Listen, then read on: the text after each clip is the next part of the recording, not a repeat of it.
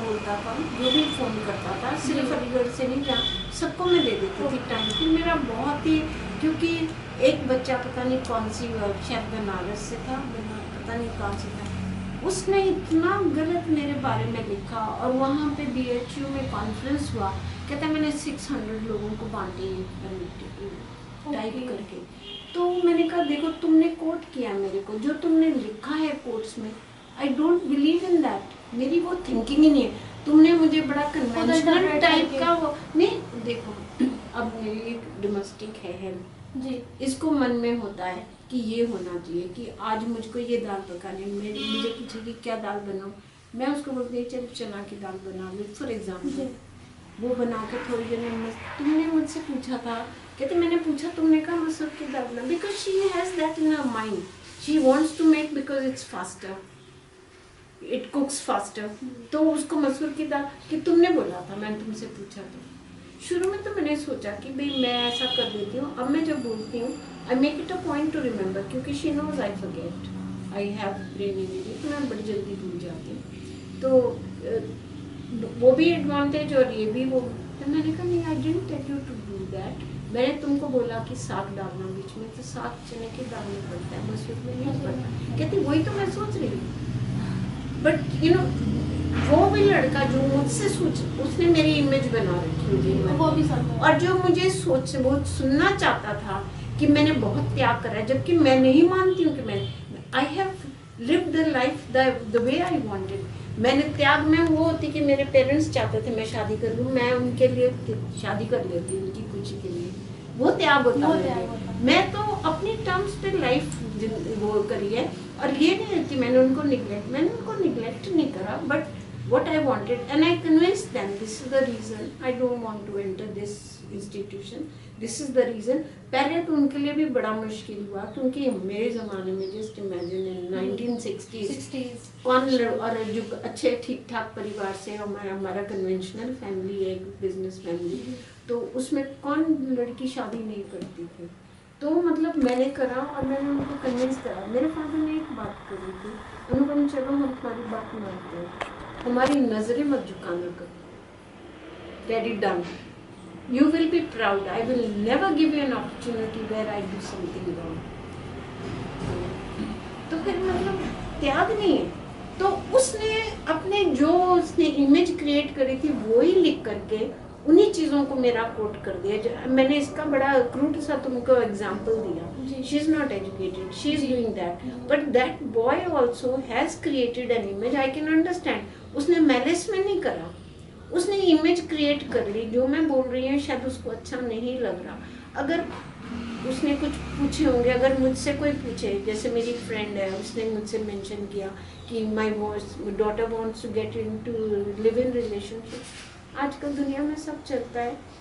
अगर if you feel happy, if you feel that boy is good, if you have met him, that mean कि, परंतु कोई conventional जो सोचेगा यार she has lived her life ethically, बोलने वाले सिंगल गर्ल्स होती हैं उनके लिए बहुत गंद बोलते हैं, पर मुझे अंदर पता है कि मैंने कैसे लाइफ लीड करी है।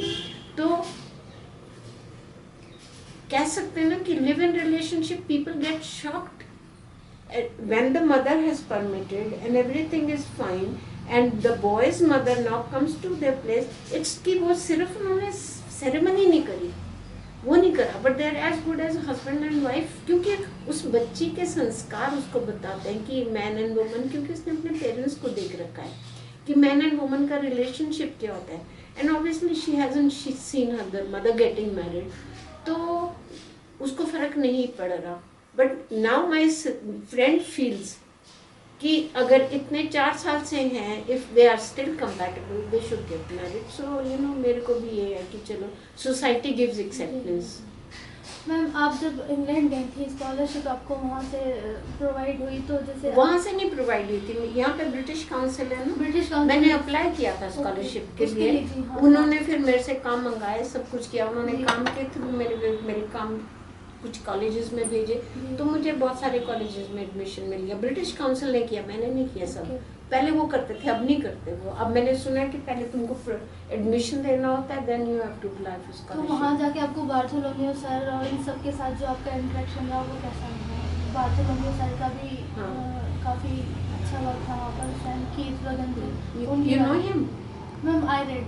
अच्छा Ma'am, tell about it. हाँ, क्योंकि मैं जब गई थी तो मैं तो बिल्कुल एकदम जैसे बड़ी प्रोटेक्शन के अंडर रहने के बाद, जैसे इंडियन फैमिलीज होते हैं, पेरेंट्स आप जानते हो फादर कितनी प्रोटेक्शन देते हैं, मदर्स कितने बजे आई हो, क्या हुआ, क्या इतना लेट क्यों हो गया, ये क्या हो गया, सब वो प्रोटेक्शन में, मतलब ऐसी कोई वाली चीज़ नहीं थी कि वहाँ पे जा कर के suddenly you have nobody to talk to, you have nobody to answer to question, वही पेरेंट्स ही पूछते हैं ना, तो कुछ भी नहीं कि मैं रास्ता भूल गई, रात के 3 बजे तक सड़कों पे मंडराती रही, तो कोई, जब मैं पहुंची मैंने पुलिस को बोला, उन्होंने मुझे मेरे हॉस्टल पे ड्रॉप कर दिया, तो there was nobody to tell me and I had nobody to tell कि मेरे साथ क्या हुआ, क्या Nobody हुआ। for care. केयर नहीं, केयर एक्चुअली नहीं, sharing is the proper word, not care, its share.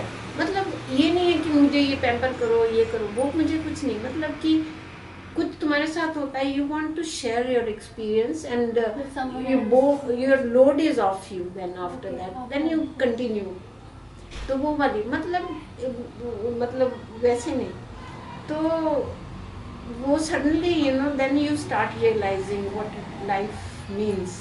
पहले तो life means protection, life means cosiness, life means warmth, life is somebody's fulfilling your needs and all that। फिर वहाँ scholarship money मिली, अपने आप सब करो, अपने आप करो, नहीं करो, ये करो, सब ये सब चीज़ें चलती हैं।